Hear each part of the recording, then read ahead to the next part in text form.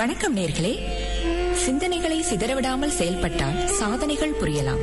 வாருங்கள், ராஜயோக சக்தி மிகுந்த ஆழ்நிலை தியான இயக்கம் வழங்கும் தகவலை கேட்கலாம்.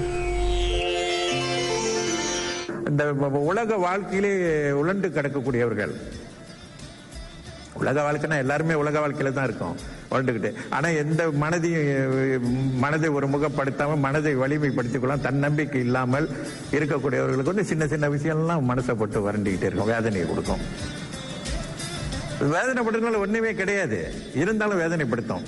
ஆக இருந்தாலும் கூட சில விஷயங்களை வந்துட்டு நாம் வந்து எப்படிதான் இருந்தாலும் மனம் வந்து கொஞ்சம் சஞ்சலப்படத்தான் செய்யும். வாழ்க்கையில குடும்பத்தில் ஒரு திடீர்னு ஒரு இழப்பு ஏற்படுது, சொல்ல முடியுமா நான் வந்து இல்ல மனம் திடமா. ஆனால் சமாதானம் கூடிய விரைவிலே அவர்கள் வந்து அவர்கள் மனதை பக்குவப்படுத்திக் கொள்வார்கள். மனதை வந்து இயல்பான நிலைக்கு கொண்டு வந்துருவாங்க.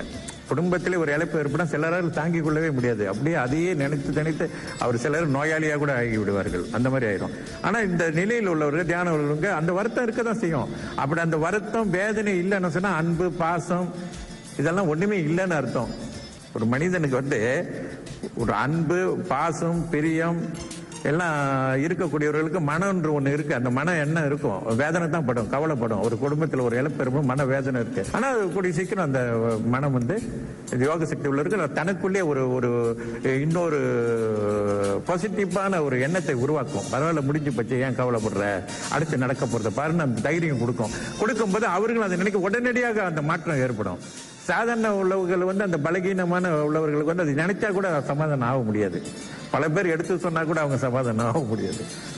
ஆனா அது எதுவுமே எந்த பிரச்சனைக்கும் முடிவு அப்படின்றது பாத்தீங்கன்னு சொன்னா எந்த பிரச்சனையாக இருந்தாலும் சரி அந்த முடிவு அப்படின்றது நம்ம கிட்ட இருந்து தான் வரணும்.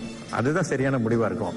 மற்றவங்க இடத்துல இருந்து ஒரு ஆதரவு தான் நமக்கு ஏற்படுத்தி கொடுக்க முடியும். அதாவது ஒரு வழி காட்டுவாங்க, அதன் பிறகு நாம எடுக்கணும் அது சரியான முடிவை. அதை வாங்கி சரி இவர்கள் இப்படிலாம் சொல்றாங்க, நம்ம அது சரியா வருமா வராதா, சரி இதை விட்டால் தான் நமக்கு நல்ல வழியா நம்ம எடுக்கிறோம் பாருங்க, அதுதான் உண்மையான மன அமைதியை கொடுக்கும்.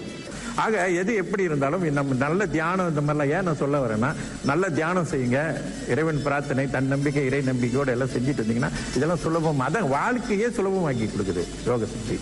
உடனே உங்களுக்கு அந்த மாற்றத்தை கொடுக்கும் யோக சக்தி. அந்த விளக்கத்தை தந்தவர் டத்துஸ்ரீ குருஜி அவர்கள்.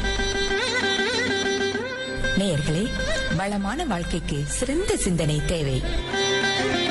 அந்த தகவலை கொண்டு வந்தது ராஜயோக சக்தி மிகுந்த ஆழ்நிலை தியான இயக்கம்.